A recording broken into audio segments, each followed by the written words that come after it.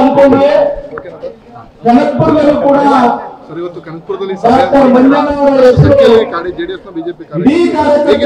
ಇವತ್ತು ಬಿಜೆಪಿ ಮತ್ತೆ ಜೆಡಿಎಸ್ ಜಂಟಿ ಸಭೆ ಇದೆ. ಎಲ್ಲರೂ ಒಟ್ಟಿಗೆ ಒಗ್ಗಟ್ಟಾಗಿ ಹೋಗಿ ಕೆಲಸ ಮಾಡುವಂತ ಕಾರ್ಯಕ್ರಮ ಇವತ್ತು ಬಹಳ ಸಂತೋಷ ಆಗ್ತಾ ಇದೆ. ಇಷ್ಟು ಒಗ್ಗಟ್ಟಾಗಿ ನಾವೆಲ್ಲರೂ ಸೇರಿದ್ದೀವಿ. ನಾನಿರ್ಬೋದು, ಯೋಗೇಶ್ವರ ಅವರು ಇರ್ಬೋದು, ನಮ್ಮ ಮಂಜು ಇರ್ಬೋದು, ಎಲ್ಲರೂ ಸೇರಿದ್ದೀವಿ. ಖಂಡಿತವಾಗ್ಲೂ ಈ ಕ್ಷೇತ್ರನ ನಾವು ಗೆಲ್ತೇವೆ.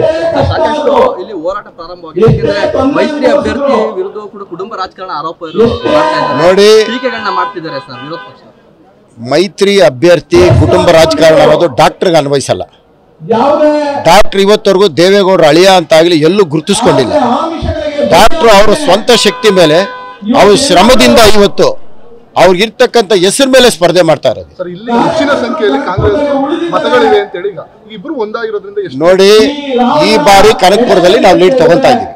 ಖಂಡಿತವಾಗ್ಲೂ ಲೀಡ್ ಬರುತ್ತೆ. ನೋಡಿ, ಭದ್ರಕೋಟೆ ಬಹಳಷ್ಟು ಕೋಟೆಗಳು ನಾವು ನೋಡಿದ್ದೀವಿ.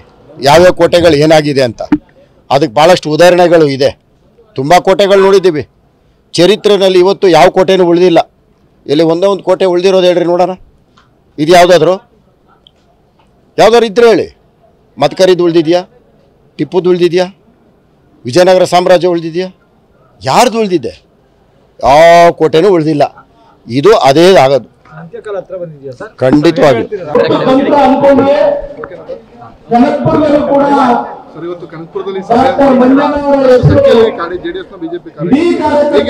ಇವತ್ತು ಬಿಜೆಪಿ ಮತ್ತೆ ಜೆಡಿಎಸ್ ಜಂಟಿ ಸಭೆ ಇದೆ.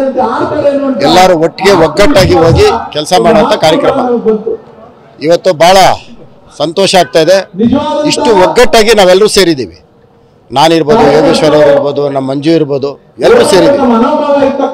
ಖಂಡಿತವಾಗ್ಲೂ ಈ ಕ್ಷೇತ್ರನ ನಾವು ಗೆಲ್ತೇವೆ. ಸಾಕಷ್ಟು ಇಲ್ಲಿ ಹೋರಾಟ ಪ್ರಾರಂಭವಾಗಿದೆ.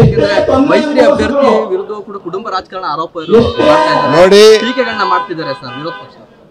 ಮೈತ್ರಿ ಅಭ್ಯರ್ಥಿ ಕುಟುಂಬ ರಾಜಕಾರಣ ಅನ್ನೋದು ಡಾಕ್ಟರ್ಗೆ ಅನ್ವಯಿಸಲ್ಲ. ಡಾಕ್ಟರ್ ಇವತ್ತವರೆಗೂ ದೇವೇಗೌಡರ ಅಳಿಯ ಅಂತಾಗಲಿ ಎಲ್ಲೂ ಗುರುತಿಸ್ಕೊಂಡಿಲ್ಲ. ಡಾಕ್ಟರ್ ಅವರ ಸ್ವಂತ ಶಕ್ತಿ ಮೇಲೆ ಅವ್ರ ಶ್ರಮದಿಂದ ಇವತ್ತು ಅವ್ರಿಗಿರ್ತಕ್ಕಂಥ ಹೆಸರು ಮೇಲೆ ಸ್ಪರ್ಧೆ ಮಾಡ್ತಾ ಇರೋದು. ನೋಡಿ, ಈ ಬಾರಿ ಕನಕಪುರದಲ್ಲಿ ನಾವು ಲೀಡ್ ತಗೊಂತಾ ಇದ್ದೀವಿ. ಖಂಡಿತವಾಗ್ಲೂ ಲೀಡ್ ಬರುತ್ತೆ. ನೋಡಿ, ಭದ್ರಕೋಟೆ ಬಹಳಷ್ಟು ಕೋಟೆಗಳು ನಾವು ನೋಡಿದ್ದೀವಿ. ಯಾವ್ಯಾವ ಕೋಟೆಗಳು ಏನಾಗಿದೆ ಅಂತ ಅದಕ್ಕೆ ಬಹಳಷ್ಟು ಉದಾಹರಣೆಗಳು ಇದೆ. ತುಂಬ ಕೋಟೆಗಳು ನೋಡಿದ್ದೀವಿ.